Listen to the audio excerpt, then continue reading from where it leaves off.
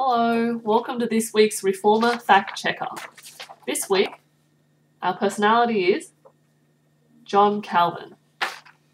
John Calvin was born in France in 1509. His father was keen for him to start a career in the church. However, his father suddenly decided that the area of law would be where John Calvin would continue. God changed the direction of his working life so that he would pursue the study of the scriptures and of the Christian faith. On to fact-checking. Alright, so fact 1. Calvin's best-known work was called The Dummy's Guide to Being and Living as a Christian. Misleading. While possibly a suitable title for the modern times of today, John Calvin actually wrote the Institutes of the Christian Religion, which he aimed to be a starting manual for anyone wanting to know more about the Protestant Christian faith.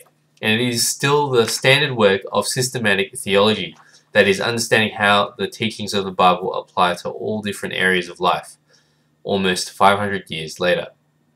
Fact 2. Calvin and the city of Geneva had a love-hate relationship. They compelled him to stay, then they forced him to leave, and then they begged him to return. Checks out. It's true. When Calvin fled France, Geneva opened their doors to him. However, Calvin and the city council had several disagreements which ended up in his banishment. Once his fame spread, however, Geneva invited him back to help the city establish a God-centered form of government. Fact 3. When Calvin returned to Geneva to help establish the government of the city there, his view on social welfare, as informed by the scriptures, led to financial catastrophe. Doesn't check out. John Calvin believed that the Christian faith should be lived out in serving the society through developing social security structures within the church. And these structures were so effective that Geneva had no beggars. Ooh. Fun fact time. One of Calvin's first works was entitled Against Psychopnea, i.e. soul sleep.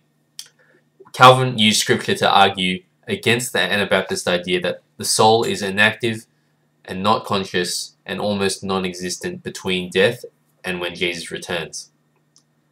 On to our last fact. Calvin's Institutes of Christian Religion outlines his view that God is sovereign in the work of salvation.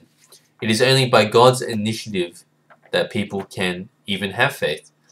He also refines the concept of predestination or election in his later works. Checks out. Calvin wanted to comfort Protestant believers about their doubt of assured salvation by arguing for the perseverance of the saints, that is, all who are truly saved will persevere to the end. All those who are elected will be with Jesus in heaven. Calvin was a hard-working theologian, teacher, and pastor. One would find Calvin lecturing his way through the Bible, preaching 2 different sermons on a Sunday, and also leading the citizens' jury. This was a group who decided on the law and order of the city. He faced a lot of opposition to his beliefs. He battled physical illness to continue teaching and preaching so that the large number of people who were thirsting after knowledge of Jesus would be able to gain some knowledge of him. To those who would urge him to rest, he asked, "What? Would you have the Lord find me idle when he comes?" See you all next week.